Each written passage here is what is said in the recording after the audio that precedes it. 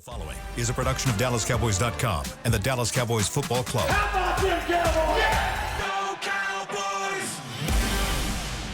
This is Cowboys StoryLine with Nick Eatman. What's up, and welcome to Cowboys Storyline. I am Nick Eatman. It is Wednesday, September 11th. It's time to talk Cowboys and New Orleans Saints. Been a while since, feels like it's been a while since the Saints have come to town. I know the Cowboys play in New Orleans every now and again, but it's not often that the Saints come here, so it'll be a good test for them. Obviously, coming off a big win, good test for the Cowboys. Big win last week, trying to get to 2-0. That's always a big thing, is who can get to 2-0, and then it's 3-0 and then 4-0 and all that. Got to stack these wins together. All right, we're going to stack some calls together today. 888-855-2297. Trying to figure out other storylines to talk about this week. Jake Ferguson obviously will be monitoring his situation with a knee injury that looked like it could be serious at the time of the injury there in Cleveland. Kind of had a hard time getting off the field into the locker room, didn't want any help, but then he needed some help, and looked like it, could be a situation where he was going to be out some. They have announced he's going to be in a return to play group. That's the name of their group that they it's like a rehab group that they work with the trainers off to the side, trying to get back onto the field. Another tight end, John Stevens, who had a hamstring injury last week, didn't play. He's in that group as well. So, if they both can't play, then that's going to be an issue for the Cowboys with their tight ends. They have obviously Luke Schoonmaker, Brevin Spann-Ford. So they kept four. If two of them can't play, then they'll have to probably move Princeton Fant from the practice squad, things like that they can do. But we'll see. Fingers crossed for Jake Ferguson. He'll be able to play this week. All right, let's get to the phone calls. Let's start us off here in New Mexico. We got Gary in New Mexico. He's first off. What's up, Gary? Hey, Nick. Greetings from the high mountains of southern New Mexico. Nice. How are you? I'm good, man. How things can change in a week, right? Oh, yeah. Last week, people were talking about Dak's going to go to the Raiders or the Giants or the Pittsburgh Steelers, and now everything's okay. But one thing that stood out to me in that game, and again, that wasn't a beautiful game, but it was exactly what I expected. Dallas just a better team than Cleveland, and they weren't perfect, but they did what they had to do. And you had, correct me if I'm wrong, but we had our top 4 draft picks plus Overshown. So basically we had 5 rookies that started or played significant snaps in that game, and they all carried themselves pretty well, don't you think? Oh, yeah. Very, very well. Yeah. So that's some good stuff moving forward. And one thing that really jumped out to me that I haven't really realized is the stability of our franchise. Since the middle of 2010, we've had 2 head coaches. Since 2006, we've had 2 starting quarterbacks. That's pretty darn good. Yeah, that's really all they got to do is get over the hump. And I really think, Peyton Manning was in his 9th season before he got to his first Super Bowl. Drew Brees was in his 9th season before he got to his first Super Bowl. So like I told you last week, Dak's story is not finished being written. So let's see how this plays out, and let's just enjoy this week. But before I get off the phone, I've got a trivia question for you, because I always have to go old school sometimes, right? All right. Cowboys are playing the Saints this week. Can you tell me the only time the Dallas Cowboys ever won a game by scoring a safety? Yes, 1983. That's my favorite game. It's one of my favorite games of all time. Mine too. Who got that safety? Anthony Dickerson. I love this game. Oh, awesome. It's one of my favorite games of all time because I know, because it's also one of the first games that my parents actually recorded on our VCR at the time. So I had this game. I can tell you everything about that game. They were down by 7 in the fourth quarter. They block a field goal. Too Tall Jones blocks it. Ron Fellows scores. They're about to tie the game 20-20, and the extra point is blocked. And then in the fourth quarter, that was in the fourth quarter. Later in that drive, Danny White throws a pick at the 1, but Ken Stabler is sacked by Anthony Dickerson in the end zone, and they win 21-20. Great game. I love that game. I think they became like 4-0. That year in 83, maybe 3-0. It was early in the season, but Yeah. I was in the sixth grade then, and that's still in my memory. That's still the most disappointing season the Cowboys ever had because of the way it ended. But let me ask you one more question. I'll get off the phone. To me, the Cowboys that we currently have, this 2021 through 2024 group, that they to me resemble those early 80s Cowboys teams a lot. Very talented. They make a lot of big plays, a lot of superstars, and they just can't get over the hump in the playoffs. I mean, do you see a similarity there? And I'll hang up and listen. Sure. I mean, that usually goes down to the quarterback. That's how the quarterback is viewed. It could just be a team, but that's how Danny White is viewed. That's how Romo was viewed, and right now that's how Dak is viewed, especially nationally. That good team, good season, a lot of stats, but not good enough to get there. Over the hump. The 80s, they were, a lot of great players that were starting to, get older, and they just didn't have the same, they just didn't have that. They couldn't win. They just didn't win like they were winning in the 70s. Couldn't get over the hump. So yeah, I could see some similarities there. Good, but not good enough. That's really how that went down. All right, let's go to Anthony in Miami. Anthony. Nick the Quick. What's up, my guy? How you doing? Hey, I'm doing, pretty good, other than this rain down here, making a quick little run down here, pay some bills. Nick, had a low-scoring game last week. I think I had 22-19. Kind of predicted it to be kind of messy like that. You have some time management, clock management type things, maybe bad decisions. But the good thing I was happy about was the turnover battle. I was happy about that and that defense. I don't blame anybody, for getting ahead of themselves or just being happy with the defense. You got to understand, man, when you add tackles, and the one thing about, I hate that age thing. I wish people stop calling people old and they can't play it. And, we get these old guys. Do you know what Jordan Phillips is? Number one, he's mean. And that was something that was lacking. You can get a Jordan Phillips and a Linval Joseph in there. I mean, Linval hadn't seen him that much, but it makes a difference. You get a linebacker like Kendricks, it makes a difference. Now you got that guy they call Weapon X Unicorn. I call him the anomaly. Michael Parsons is an anomaly. It's just different, one of a kind, one-time thing. And he makes a difference, and that's what's going to make the difference, man. So they'll beat the Saints by 10, but the test, everybody knows, is going to be Baltimore because mobile quarterbacks might hurt us. But if you're a statue back there, you are in trouble if you are a statue. So we'll wait and let's see the Baltimore. I got them by 10 against New Orleans, 10 or better, but the Baltimore thing I'm waiting on. Right. That's my thing. All right. Well, all right, thank you. We'll stay in the moment here. The thing about it is, Derek Carr is, he's not that elusive, but he can complete passes, and he's going to be more accurate than what you had before. And if you do want to look ahead, I mean, obviously the Baltimore game is one that everyone's excited to watch because you got the top two guys in the MVP voting last year, with obviously the winner in Lamar Jackson and then Dak. And Lamar is elusive quarterbacks.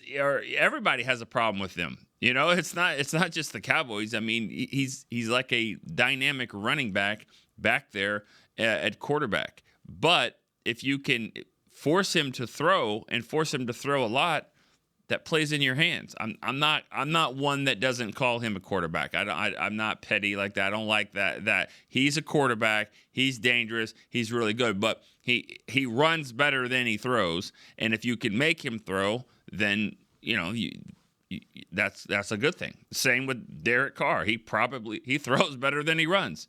If you can make him run, then that plays to your hands. Same type of thing. Having a defensive coordinator like Mike Zimmer that can get people, especially quarterbacks, get them to do what they're not good at, it's good for you. All right, let's go to Zach in Atlanta. Hey, good morning, Nick. How are you? Good morning. How are you? I'm doing all right. Yesterday, there were a few comments about what it looks like for Dak to elevate his game. What's his next step, right? I was curious what your thoughts are for the next couple of years that we have him, what it looks like for him to elevate his game. I think he has an opportunity to become the passer that elevates his receivers. We've seen Cedric Wilson in the past and Schultz. benefit from Dak, maybe playing above their ability. I think, he's got the stud in CD. They're going to be paired up the next 4 or 5 years. And so now it's going to be, can Dak elevate the Brooks of the world, the Flournoys? We've got our top 2 tight ends out the next couple weeks. Can he do something with Schoonmaker? Curious what your thoughts on Dak elevating his game. Yeah, that's a good question, and especially after the contract that he just received. I mean, you want him to keep getting better and better, and that's one position where you can see players that play later in their career. Some positions at 30 years old. I mean, obviously we know Dak and Zeke came in here together. Dak's still at the prime of his career, and Zeke seems like he's towards the end. I mean, that's the way the NFL views it. Now he's with the Cowboys again after a 1-year stint with the Patriots, and that's just the nature of the position. So, but you still want them to keep getting better. One thing I think he can improve on would be deep ball accuracy. We see them throw the ball around a lot. He had a very nice throw to CD down the sideline early in the game, second drive of the game that led to their touchdown. But I'm talking like really deep down the field. That's one that I think he can do better at with his receivers. That's just going to be time, chemistry, things like that. But that's one thing that I think he can improve on. And then just all the other little mechanics, fine-tuning things here and there, getting his body right, figuring out what type of quarterback he's going to be as he gets later on in his career, run when you need to run, things like that. He's done that. He just got to continue that. But deep ball throws would be one that I would say that I could see him getting a little bit better at. All right, Jeff in Taylorsville, North Carolina. Jeff, how you doing? What's going on, Nick? Hey, man. Good to hear from you. All right? I know, man. It's been a while. I told Chris I called the first week of camp. It was the last time I was able to call. Wow. And I'm on vacation this week, so I've been trying to call every day, but this is the first day I've been able to get through, man. But oh man, I'm just so excited. I know you said I was a little bit down last time I called because I was worried about these contracts. But better now. Now we're moving right along. I was sitting in church on Sunday, Nick, and I had my phone on vibrate. And all of a sudden it started buzzing, and I looked at it and seen where they agreed with Dak. I almost got up and said, "Amen, go Cowboys." But I figured the pastor might not like it. He might have liked the amen, but yeah. But anyway, man, I thought it was a good win on Sunday against a really good defensive team. I thought they done pretty good, and but I'm excited. I finally saw the details this morning on overthecap.com of Dak's contract, and he's got 4 voided years on the end of it. It's hard for me to understand all that stuff, but I know next year's cap hit is, this year's has been reduced because of it, but next year's is like $89 million, but I'm sure they'll restructure that, and because they got all the void years, and they'll work it all out. But I'm glad they got him signed. I was, I like Dak, and I'm just glad all that stuff's over with, But I ain't gonna keep you, brother. I know there's a lot of people calling, but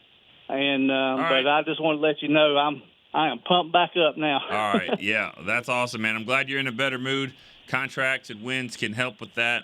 Thanks for the call, Jeff. Appreciate that. I could just see him in church, just doing that, just getting all excited there, especially in North Carolina. Where I know there are Cowboy fans. They call all the time, but it's probably not the team of choice that everybody roots for. I don't know who is the team there. I guess the Panthers, but after that, maybe they're jumping off ship. Anyways, if they even have a lot of fans. Not my favorite team in the world. All right, Greg in Sacramento is next. Nick, how's it going, man? Hey, Greg.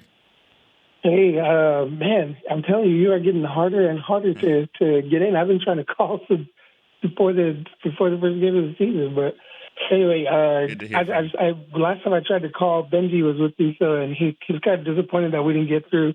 So I just want to give a shout out to Benji and Ava and let them know that I already took them to school, but let them know that I got through today, so they'll probably be listening. I'll have them listen to it when I pick them up from school. That's great. That's great. Awesome. But anyway, so I just had a quick question for you. I have a question about the defense. First of all, I mean, I just want to say I'm really excited about our defense this year. I think we look really great on all levels. I mean, they were, especially like the way we were hitting on Sunday. I mean, it was reminding me of the Gerald Sensabaugh days, like just bringing the lumber down on people. So, but what I wanted to ask you was, what defensive group do you think is going to do the best or have, like, I guess, the most successful season this year? The linebackers, the D-line, or the secondary? Well, let me ask you this, Greg. I'll ask you, where are you putting Micah? What group is he in? Defensive ends? Well, you told me that I think last time I called, you told me that he's listed as a defensive end. He's listed as a defensive end. I'm gonna say that group. Whatever the group Mike is in is the one that's gonna have the best. Linebackers are improved. The cornerbacks look good too with Diggs back and hopefully Bland back soon. But I mean, Micah Parsons is the best player on the football team, in my opinion, I agree. by far. Yes, CD.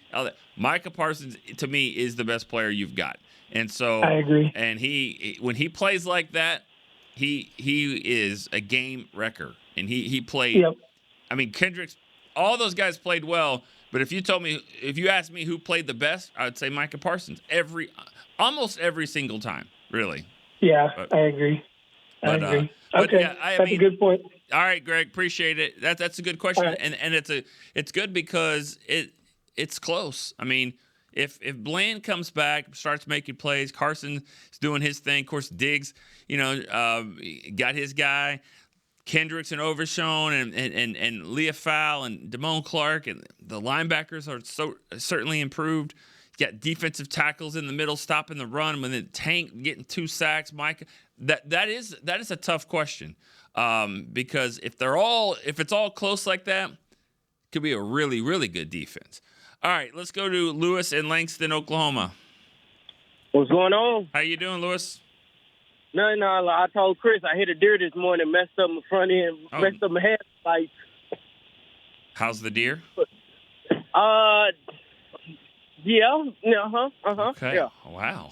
But we're calling about the headlight. I get it. Yeah. Okay. Yep. Outside of that, I done moved on from the Browns. I'm moving on to the Saints, and I watched a little bit of the game that I could. It was shockingly. It was a hard watch moved to watch. on from the deer too, so. You got to have a short-term memory. Okay. I mean, at least you can remember anything. How about that? All right, sorry. All right, Lewis, go ahead. No, so I just was thinking, I watched the game, and it was, like I said, it was a hard watch. Carolina, I hate to poo-poo on the team because they're all making money. They're all good at what they do, but they just are a bad team. But when it comes to the Saints, I enjoy watching Carr, but what really scares me is Kamara, because he's just all over the place. Yeah. He catches the ball, he runs the ball, and although I think our run defense is real, and I think they're going to be better, would you think to put a spy, or I guess you keep somebody that just follows Kamara around? Like, after watching Overshown run down Deshaun Watson, I would just keep Overshown just kind of wherever Kamara goes, you go with him. If not, put maybe like Jay Lou on him or something like that. Because I think he played him a few times. He has done that. And I thought that would be a good way of trying to mitigate him running all over the field. Yeah. And as always, I'll take it off air and I'll just listen to what you got to say. I appreciate it. Lewis, yeah. Is this the game that you're coming down for? No. I think me and my friends, we couldn't get it together, so I'm probably honestly going to be able to make it down on the Detroit game. Got it. All right, that'll be a good one too. All right, Lewis, thank you. All right, later. And drive safe over there.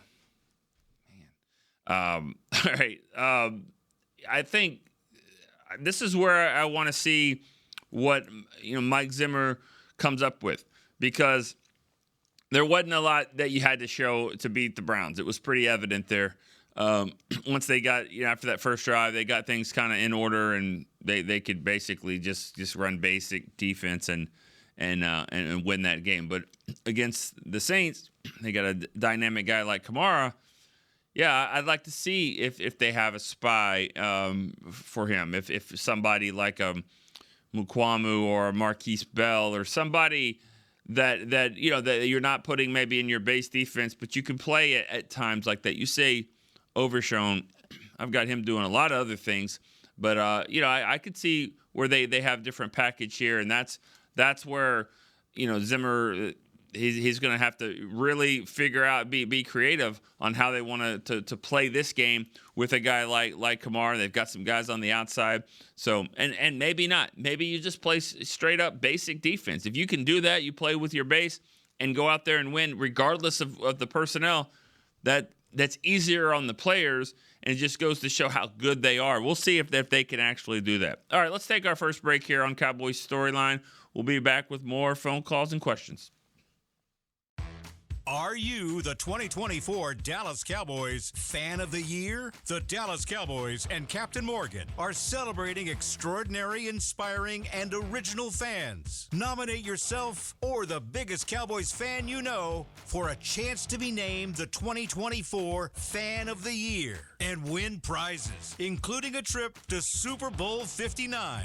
Visit DallasCowboys.com/Fan of the Year. Go Cowboys! Discover Aiden, the official luggage partner of the Dallas Cowboys and Dallas Cowboys cheerleaders. Known for top-tier engineering and craftsmanship, Aiden offers more than just bags. Originating from Australia and designed in New York, it merges fashion, design, and culture. Used by Dallas Cowboys players, staff, and the entire organization, Aiden provides style and functionality for all travelers. Visit AidenTheBrand.com and use code AidenXCowboys for 25% off your purchase. Travel like your favorite stars with Aiden.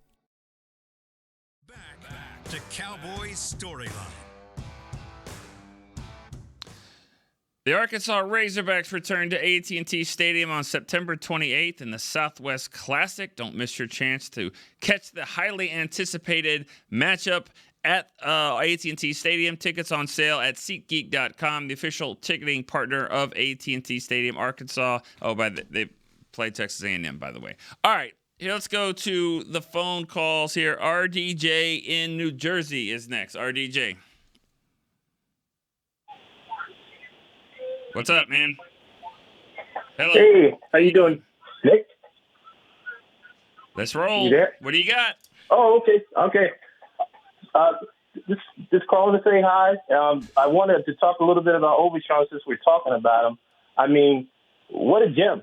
I just think we just got a gem. I mean, we saw something that I think not only the coaches, but everybody that was watching that game just sort of said to themselves, wow, look at the speed of this guy. I mean, just to see him blow past Michael Parsons, who had an awesome game himself, it just said to yourself, boy, I mean, here we go again with finding these particular players in the draft.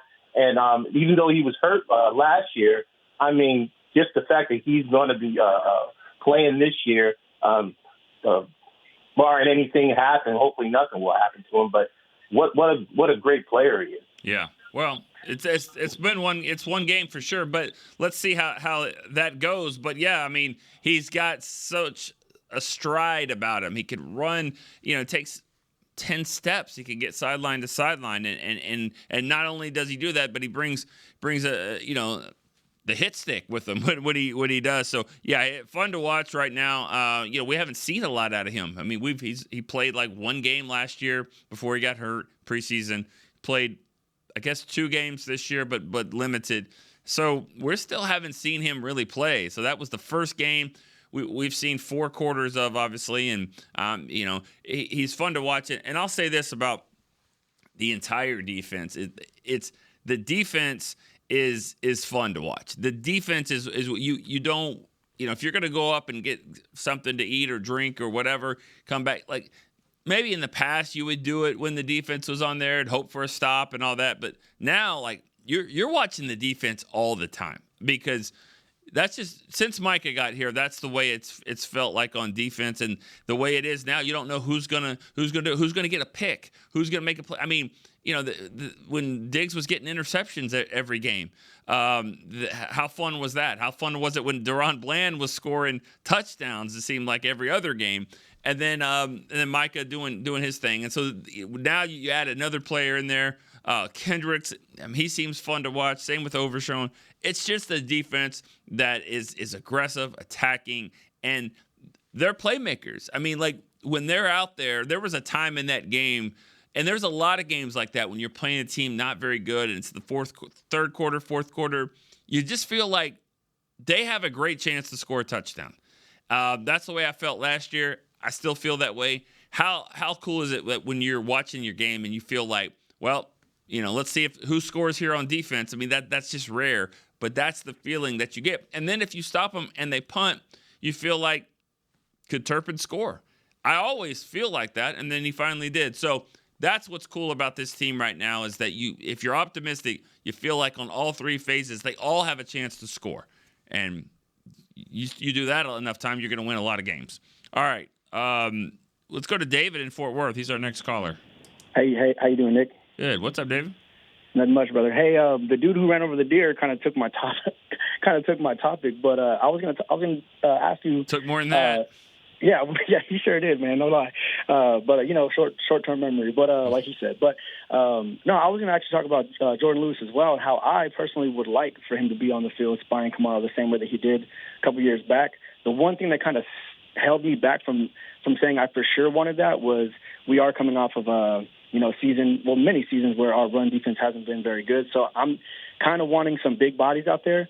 But, man, then I kind of, snapped into reality, and I was like, man, Jay Lou may be a small body, but he's a big heart. I want that guy in there. He's going to take on blockers. He's not going to run around blockers like linebackers that we've had in the past. He's going to take them on, and he's got some attitude. I like how he gets up in people's faces and stuff like that. And I think that's something that this defense has been missing for a very, very long time. And then I did want to touch on one thing I saw on the Sounds from the Sidelines. Guys, if you aren't watching Sounds from the Sidelines on DallasCowboys.com, it's amazing. You guys got to check it out. But I think it was Joseph, that was talking to Micah, basically saying hey, offense is going to get in, then we're going to go out there, we're going to get the stop, just like we talked about all week. He's saying something like that. And I could see Micah just listening to him, and it makes me have a greater appreciation for him as a player, because me, like a lot of other people, may have thought oh, it's just some old guy that's coming in, whatever. But, I mean, you really can't measure, the veteran leadership, the knowledge that somebody like that brings to the locker room. So I'm really excited, man. And, that's it, man. Short and sweet. I appreciate you guys so much. Thank you. All right, David. Appreciate that. That's cool. If that's what I think Jordan Phillips and Linval Joseph bring to the table.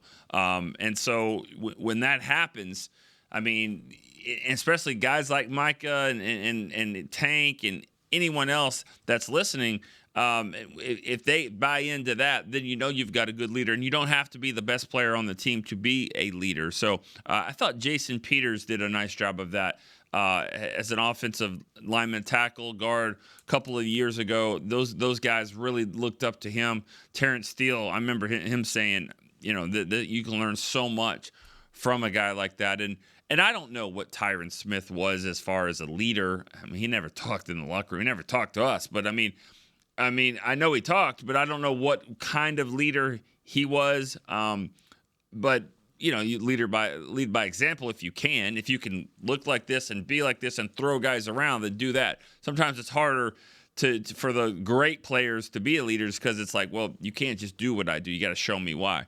But I think Linval Joseph, and Phillips both, from what they've said in the media, I really like that because it seems like that's what they think their role is. Come in here, stop the run, of course, but also help these other guys and if Mozzie can learn from them, even better. You mentioned something about Kamara, too. The thing that's tough about a spy on a running back like that is he's going to be in all different places. So it's not just like he's going to run out of the backfield and line up wide when he does that. Yeah, I like my chances with Jordan Lewis and a pro cornerback like that.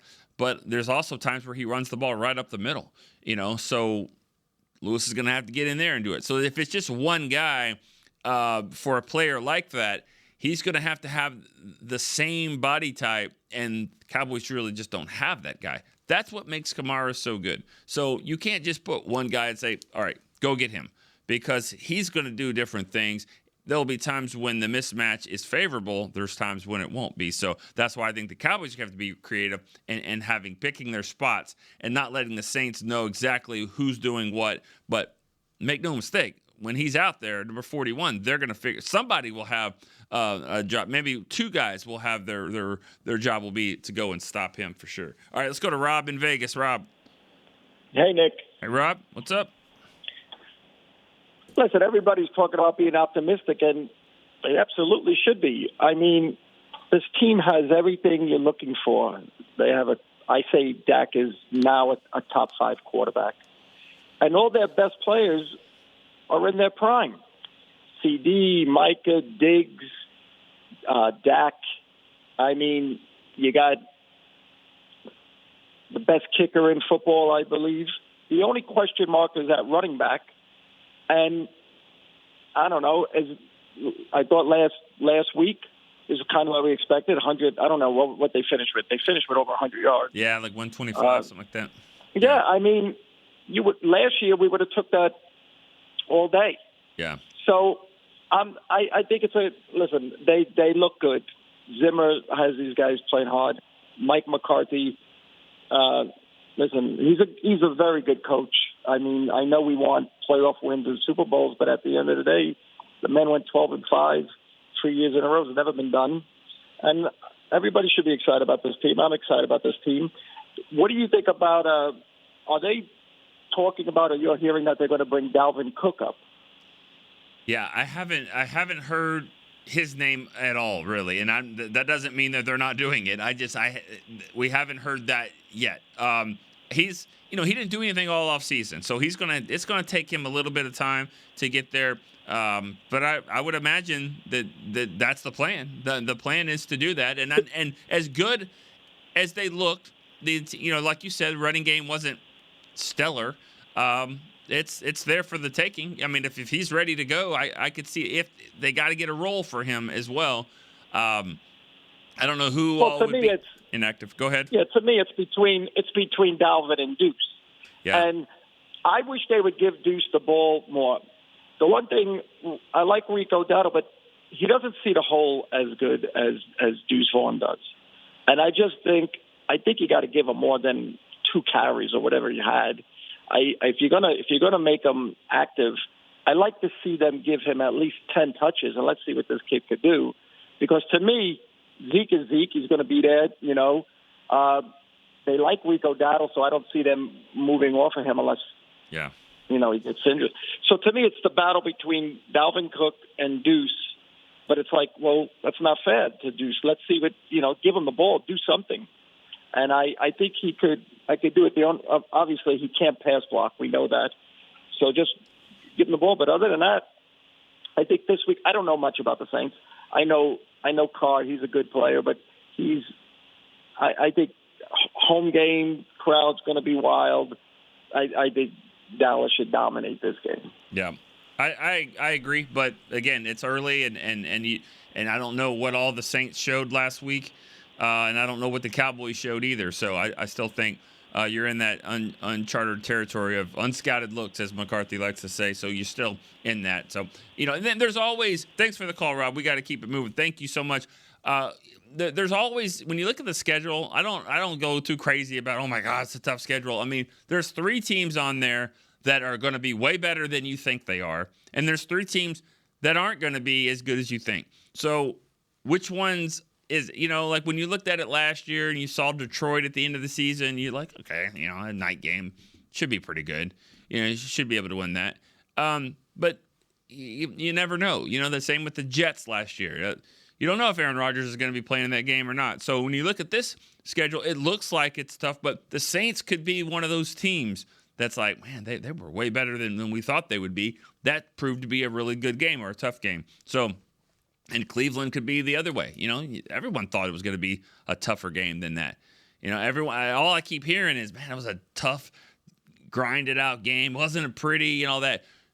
When has anything been pretty in Cleveland? Like ever? Like seriously? Like you expect to go to Cleveland and have a game like that. It's not going to be pretty, but the win was, and that's always good. All right, take our last break here on Cowboys Storyline. We'll be right back for more calls to wrap it up.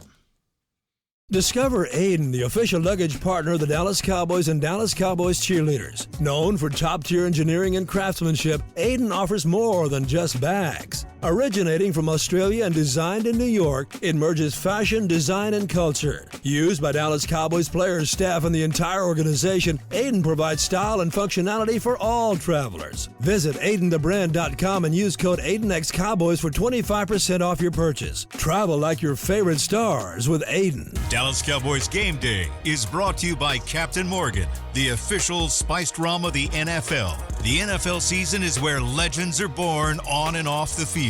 Some are last-second plays that turn the tide and change a team's destiny, while others are of friends who follow the captain to make a regular get-together into the stuff of legends. Visit followthecaptain.com. Please drink responsibly. Captain Morgan Original Spiced Rum, 35% alcohol by volume. Captain Morgan Rum Company, New York, New York. Cowboys fans, when it comes to navigating the ever-changing world of tax, your business needs a partner it can trust to tackle even your biggest tax challenges. Ryan is the largest firm in the world dedicated exclusively to business taxes. Our team of tax professionals has local expertise in all areas of tax and can help you uncover savings opportunities you didn't know you had. Learn more about how Ryan can improve your overall corporate tax performance by visiting Ryan.com. Ryan, the official tax partner of the Dallas Cowboys. Altec Lansing has been perfecting sound since 1927, bringing you decades of audio excellence to elevate your Dallas Cowboys tailgate ritual. Equip your next pregame with the Sound Rover 180 with 6 hours of playtime, built-in microphone, multicolor light modes, and a rugged exterior that's built to last. Visit AltecLansing.com/Cowboys15 for 15% off your Sound Rover 180. That's AltecLansing.com/Cowboys15 for 15% off. Altec Lansing, official audio partner of the Dallas Cowboys.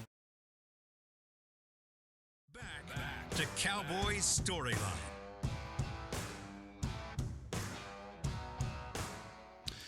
All right, Cowboy fans, step up your game day look with the 2024 Dallas Cowboys Nike Zoom Pegasus running shoes. Visit a pro shop near you or log on to shop.dallascowboys.com. A Fanatics experience to score yours today. All right, let's keep this thing going. Irene in Virginia is our next caller. Oh, my God, Irene, what's going on over there? Good morning. Uh-oh, what? Nothing. No, it just sounded loud for a second. It's all good. What's up? Oh, sorry. Good morning. Good morning. How can I follow such an epic read, man? Anyway, hey, one bit of housekeeping. I realize I've never been announced with my city. So my city for you is Falls Church, Virginia, like waterfalls and the place you go to pray, Falls Church. Oh, anyway. I'm saying that every time. Falls Church, Virginia. There you go. Love that. So, all right, two items. I started watching the game film for the upcoming game, last week's game with the Saints. Haven't gotten through it yet, but what I noticed immediately, motion. They use it so much. So I looked it up. 88% of pass plays, the Saints use motion. That's going to be huge, especially for young linebackers. So we'll see how they do with that. And then a little nugget for Bones Fossil. I'm sure he saw this because I picked it up really quickly. Number 49, I think it's their long snapper. He can't stay up. They might have an opportunity for a blocked field goal. So I just kept seeing him get knocked down. But anyway, it doesn't matter for the Panthers. He's not supposed to get knocked down, is he? I thought the long snapper, is this a punt or a field goal, or which one? It was field goal. I thought they can't go over him anyway. I have to watch it again. Maybe he's right next to it. It seemed really weird. He just kept being on the ground, but they didn't block anything. They weren't jumping over top of him or anything. It was just like they pushed him out of the way. It was very strange. All right. So, something to look at. I'll pop a clip up later. Okay. Anyway, that's it for me. All Talk to you later. Nice. Bye. Got a little scout going on out there in Falls Church, Virginia. Irene's got the motion by the Saints, and watch out for the long snapper. I mean, I know they've changed that rule where you can't just run over the snapper, but still, if he's on the ground, he's on the ground. Something to look at this week. I'm sure if it's something on film, I bet John Fossil has certainly found it, and he's figured out ways to get past it. All right, let's go to Nigel in Arizona. Is our next caller, Nigel. Hey, Mr. Nick, how are you? Happy Good. Wednesday. How are you doing? Good to talk to you again. I'm doing great. Thank you for asking. Hey, you look like a happy man with your kids. I just wanted to say I love seeing that when you put your little posts up. Thank you. But I got a question. I don't know if you're going to like it or not. But Mr. Flournoy. Yeah. This kid, to me, you see a guy like Carlson, our rookie DB, you just see something in him, right? He's just got a whole different look, attitude. And I see that with Flournoy. Like, he gets the ball. He doesn't want to go down Debo kind of reflection on Debo Samuel type of player.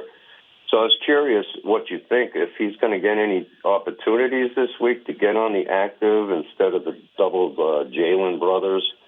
I just see something from this kid that I would love to see him get in the game. Yeah. Well, thanks. I appreciate it. Thank you, Nigel. He's the bottom of the totem pole right now, just because Jalen Brooks is ahead of him, like you said, and I've seen some good things out of Flournoy. You saw him get better and better and better. Even in the preseason, in 3 preseason games, first game dropped a couple passes. Did not. I mean, it looked like it was nerves were getting the best of him in that game. Second game looked a better. Scored a touchdown. Third game looked a lot better. Also scored a touchdown. So that's what you want to see every time you get an opportunity. And then we only see about 20 minutes of practice, and 10 minutes of that is stretching. So we're out there really to take attendance and see who's here and who's not here, but it's not like you're really watching practice so much. So some of those things are things we won't really be able to see of how they are doing and how they're getting better and better. He's going to have to be better than Jalen Brooks on special teams for them to say, let's play him this week over Brooks. And Brooks been a nice catch over the middle, so he's done nothing to come off the field. So, but these things tend to work themselves out, and there'll be an ankle injury here or there or something where they'll need some help, and I think that they have trust in Flournoy. So I don't know if it'll happen this week or soon, but they liked him enough to keep him. That it was going to be close for receivers for him to make it, but he did too much where you're like, there's no way we're going to draft him, develop him. He's going to get better and better. Then you cut him and try to get him on the practice squad. Not happening. He's here, and I think it'll be a matter of time before he gets out there on the field. All right. Mike in Birmingham, England is next. Mike. Good afternoon, Nick. Nice to speak to you again. You too. I've actually picked up a bit of COVID, unfortunately, since I spoke to you last. So tested positive this morning, so I've had a working from home day today. But I'm feeling okay, so it's all good. And what a great week to be a Cowboy. We've got our QB out, we've got our WR1 signed up, we've got Micah pledging his future, and we've got a big emphatic win, and it feels good. I'm just thinking, if you're the Saints, and you're the coaching team on the Saints, what are you looking at from that as a possible weakness? Because our defense was great, our offense was good, and that was without really CD getting into full flow, without Ferg really getting going. But the one thing I did wonder. Thought he did great on his first game back. I wonder if he benefited a little bit actually from the fact that it was Carson on the other side, and they targeted Carson a lot, and he handled his business. And I wonder if the Saints might look at that and say, "All right, then, well, Carson isn't a weak spot, so are we going to try out Diggs a little bit, see if he really is fit and ready to go?" I don't know. It'd be a risky strategy, but I really can't think what else the Saints are going to go at. So I'll leave you with that thought, and let's hope we're just as happy next week. All right. Well, hope you feel better, Mike. And thank you for calling in. I think Diggs had a nice game, and I feel like they threw his side. I wouldn't say threw at him, but they tested him a little bit. He had his guy covered. I mean, most of the time, didn't really give up a lot. Now, at the end of the game, it did feel like they were throwing a lot of the short passes and they were kind of going his way. That's one thing that teams are going to do. They're not afraid of Diggs when it comes to running at him, or at least throwing the ball in his area short and making him go make the tackle. That's one thing that, he hasn't done. He's not Night Train Lane. I mean, he doesn't do that, but I mean, he gets the guy down. But that is one area that you can say, all right, let's try to run his side and see if make him go make the play. Because the more he's got to tackle, probably the less he's going to want to, the harder it is to cover for a 60-minute game too. They tried it with Dion too. I mean, it's not like it's a strategy that always works, but it's the best you can do. Like I said before, where do you try to exploit them? You just use your playmakers, and I think that Kamara will be all over the place, and I think that it was so hard to even judge that game for the defense because the quarterback on the other side was really that bad. He wasn't good at all, and he's got his own problems to deal with now, more than just football, of course. All right, let's go to Jonathan in Fullerton, California. Jonathan. Morning, Nick. How are you? Good, great. I just wanted to call in and personally thank you. I don't know if you remember, I called last week talking about my 10-year curse finally broken. Nice. Because I want to credit you. I wore my Romo jersey, and you had it right. Ended the streak at 9. Ended at 9. And, love it. I was so happy. It's been 10 years going to games in person, and then go to the Chaz Green game, going to Washington thinking it'll break, going to Chicago thinking it'll break, and finally did. And, oh, man, I teared up after the game because I couldn't believe it. I was so happy. Yeah. And, I just want to call and say thank you. It was an amazing experience. Cleveland was so fun. And no one's ever said I that. guess say again? No one's ever said that. No, I'm just kidding. I'm just kidding. Cleveland can't be fun. That's good. I'm glad. Here we go. You got it. Here we go. All right. Nice. Well, let's start a new streak. Next time you go to a game, let's start a new streak. All right, I'm down. And I guess just to throw in a question in this, Hunter Lipke seemed like he picked up a lot of work, a lot of non-fullback work. How do you think, like his usage? Do you think going forward with I'm totally mind farting right now, the tight end out for a few weeks, do you think he's going to pick up some more of that kind of passing work? Do you just go back to fullback work? Let me know what you think. A little bit of both. Thank you, Jonathan and Ferguson. And I don't know if Ferguson's going to be out a couple of weeks. I mean, I don't even know if he's going to be out this game. They're trying to ramp him back, get him ready. If he does miss the game, I don't expect him missing 2. Usually, if you're close to playing in one game and you don't play, you should be back for the next game. So if he misses a game, it'll probably just be 1. We'll see what Lipke. That's like an H-back, a little bit of fullback, can he run it? Can he catch it out of the backfield? Can he block? Can he go in motion? He's looking like a very valuable player, especially a guy that does special teams as well. Quickly, we're going to go to one more caller, Lester in Minnesota. Lester. Hey, how you doing, Nick? Good. How are you? I called in yesterday. I've been listening all the time since you've been on. I didn't give you all the little tidbits. I remember some of them. My favorite Cowboy is Tom Landry. My favorite wrestlers is Axe and Smash. As far as Lester, we got to roll, man. We got to go. I'm sorry, but let's get a question in so we can keep this thing going. Oh no, that's all I wanted to say. I had some more, but that's good, man. Hey, you take care. Keep doing what you're doing. Go Cowboys. Lester, hold on. What was your favorite part of the game against the Browns? What was your favorite part? Well, that interception by our new middle linebacker caused by our best player. Love it. So that was my favorite part of the game right there. Teamwork makes the dream work. It was great. Great job by Micah and Kendrick. Sorry to cut you off, Lester. I appreciate it. It's 2 calls in a row. Keep this streak going. I want to hear from you tomorrow. Sorry, we're just kind of up against it here as we do shows back to back to back.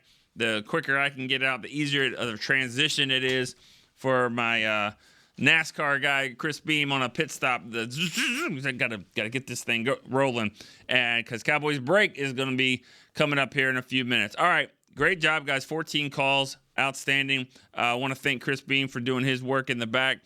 We will be doing this tomorrow, 10 a.m. Central Time. Cowboys Storyline. We will see you then. See you. This has been a production of DallasCowboys.com and the Dallas Cowboys Football Club. How about this,